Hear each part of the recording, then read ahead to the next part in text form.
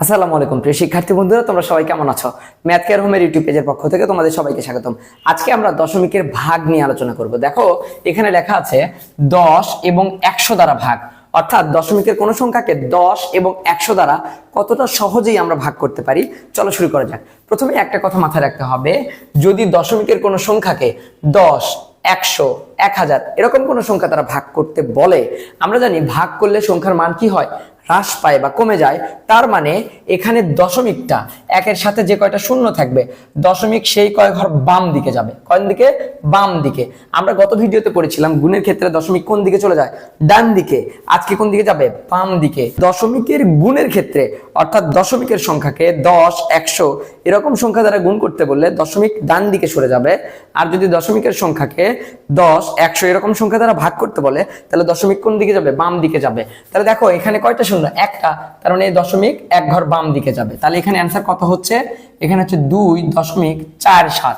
দেখো দশমিকটি এখানে ছিল, দশমিক এখান থেকে বাম দিকে এক ঘর আসবে কেন, কারণ এখানে কয়টা শূন্য, একটা। তাহলে অ্যান্সার কত হলো 2.47। আমরা দেখি 2 নম্বরে চলে যাই। দেখো এখানে ভালো করে লক্ষ্য করো, এখানে কিন্তু কোনো দশমিক নাই।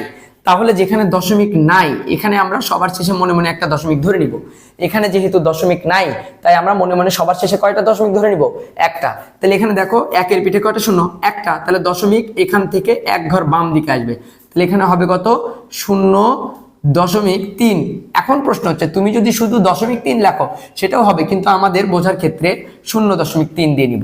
তাহলে দেখো আমরা যদি এটাতে চলে যাই, এখানে আছে 5.1 ভাগ 100। এখানে একের সাথে কয়টা শূন্য, দুইটা। কয়টা, দুইটা। তার মানে দশমিক 2 ঘর বাম দিকে যাবে। তাহলে এখানে এক ঘর আরো এক ঘর, তাহলে দশমিক যদি 2 ঘর আসে, তাহলে অ্যান্সার কত হচ্ছে, এখানে তুমি 5 আর 1 রাখো, তাহলে এক ঘর এইদিকে চলে আসলো, তাহলে একটা শূন্য, তার আগে চলে যাবে দশমিক। তার মানে কত হচ্ছে বাবা বলো তো, তার মানে হচ্ছে 0.051। আমাকে তোমরা 4 নম্বর অঙ্কটা সমাধান করে অবশ্যই কমেন্ট বক্সে জানিয়ে দাও। আজকে এই পর্যন্ত, দেখা হচ্ছে পরের ভিডিওতে। ভালো থাকো, সুস্থ থাকো, আল্লাহ হাফেজ।